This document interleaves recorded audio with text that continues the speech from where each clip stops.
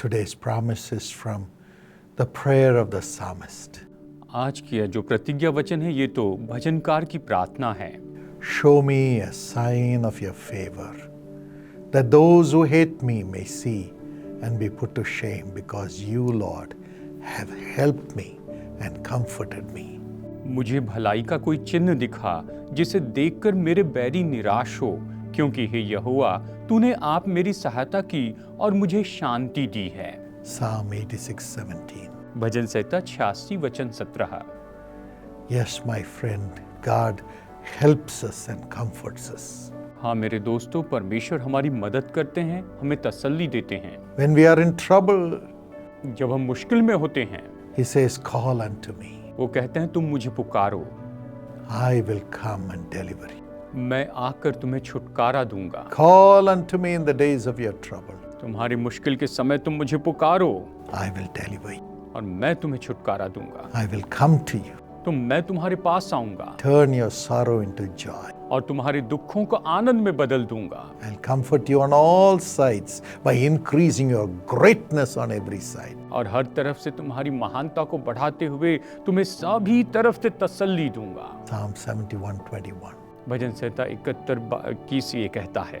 Yes, God will show a sign in your favor. हाँ, परमेश्वर आपकी ओर से एक चिन्ह दिखाएगा। And those who hate you will be put to shame before you. और जो आपसे नफरत करते हैं वो आपके सामने शर्मिंदा किए जाएंगे। God will do it. परमेश्वर इससे करेंगे। Do not be afraid. आप भयभीत ना हो। Here's a wonderful testimony. ये एक बहुत ही अद्भुत गवाही है। Anil Prasad from Bilaspur. Anil Prasad जो कि बिलासपुर से हैं। He is working in the PWD department in the government. ये गवर्नमेंट में सरकारी नौकरी में PWD डिपार्टमेंट में काम कर रहे हैं। A journalist falsely accused him. और एक पत्रकार ने इन पर झूठा आरोप लगाया। He was sending false accusation letters to the government officials about him. और इनके बारे में वो तो सरकारी अफसरों को झूठे पत्र लिख रहे थे। And a case was filed unjustly against Mr. Anil Prasad. और मिस्टर अनिल प्रसाद के विरुद्ध में अन्याय से केस फाइल किया गया। He was put into terrible distress. और इन्हें बहुत ज्यादा तनाव में डाला गया। 5 years he struggled. और 5 साल तक ये लड़ते रहे। And he was called for a final verdict asking him to come to the government office.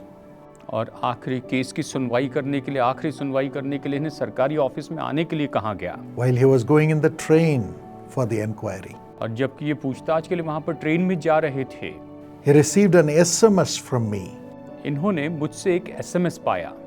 And I had quoted Psalm 112 and verse 5. और मैंने उसमें भजन संहिता 112 वचन 5 में से बताया था। Blessed is the man who conducts his affairs with fairness. और धन्य है वो व्यक्ति जो अपने कामों को सच्चाई से करता है। He was so encouraged to read. और उसे पढ़कर ये बहुत ही उत्साहित हो गए। Said, I have been conducting my affairs with fairness, so God will bless me. इन्होंने कहा कि मैं तो अपने काम सच्चाई से कर रहा हूँ, इसलिए परमेश्वर मुझे आशीष देंगे। He went before the inquiry board. और ये इंक्वायरी बोर्ड के सामने गए। And 5 high-ranking officials were there. और वहाँ पर 5 ऊंचे पद के अधिकारी थे।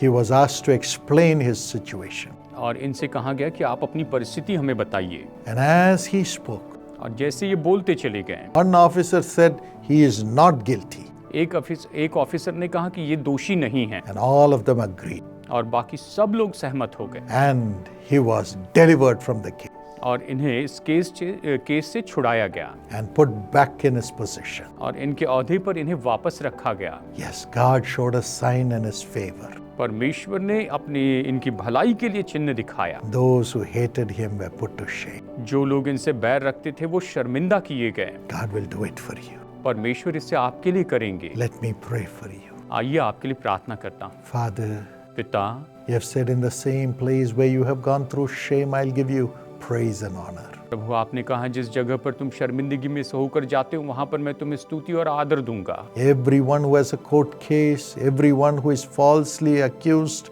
in the family or in the job or in the studies, deliver them today, Lord. हर एक व्यक्ति जो कोर्ट केस में फंसा है या फिर परिवार में या नौकरी में किसी बात में फंसा हुआ है, उन्हें छुटकारा दीजिए। Let a righteous judgment be passed in their honor in the name of Jesus. इनके आदर के लिए धार्मिकता से न्याय किया जाए प्रभु यीशु के नाम में। Show a sign that you love them.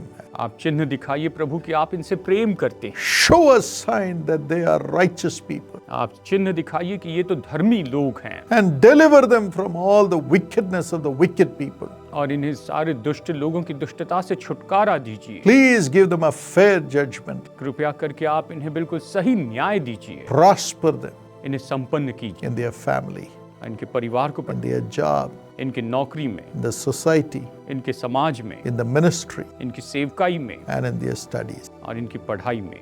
Help them, इनकी मदद कीजिए, comfort them, इन्हें तसल्ली दीजिए and give them an excellent judgment. और इन्हें बहुत ही उत्तम न्याय दीजिए Set them free from all their troubles. और सारी परेशानियों से इन्हें आजाद कीजिए। Give them back everything that has to come to them. और जो कुछ भी इनके पास वापस आना चाहिए वो सब इन्हें वापस लौटाइए। Thank you for answering this prayer. इस प्रार्थना का उत्तर देने के लिए धन्यवाद। In Jesus' name, यीशु के नाम में amen. आमीन।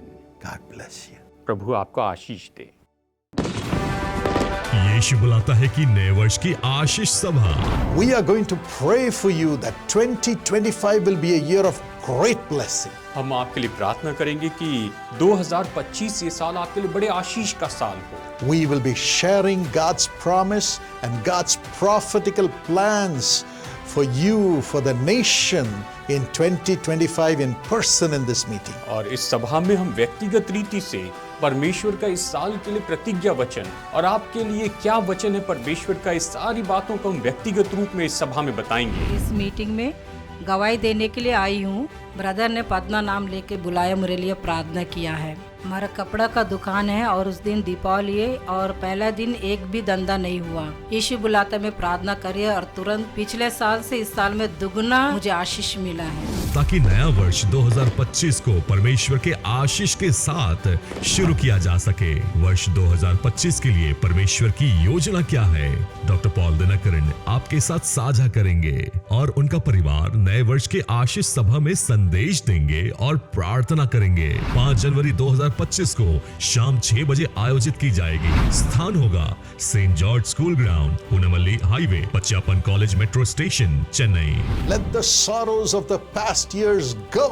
और पिछले साल के सारे दुख चले जाएं। Let all the miracles that you need be given to you. और आपको जो भी चमत्कार चाहिए वो आपको दिया जाए। Let 2025 be a year of blessing for you as we pray together in this meeting. और जैसे कि इस सभा में हम एक साथ मिलकर प्रार्थना करते हैं, 2025 आपके लिए आशीष का साल हो जाए। This meeting will not be telecast live. और ये सभा जो है ये लाइव टेलीकास्ट नहीं होगी। So come in person to get blessed. इसलिए आशीष पाने के लिए आप व्यक्तिगत रूप में आए।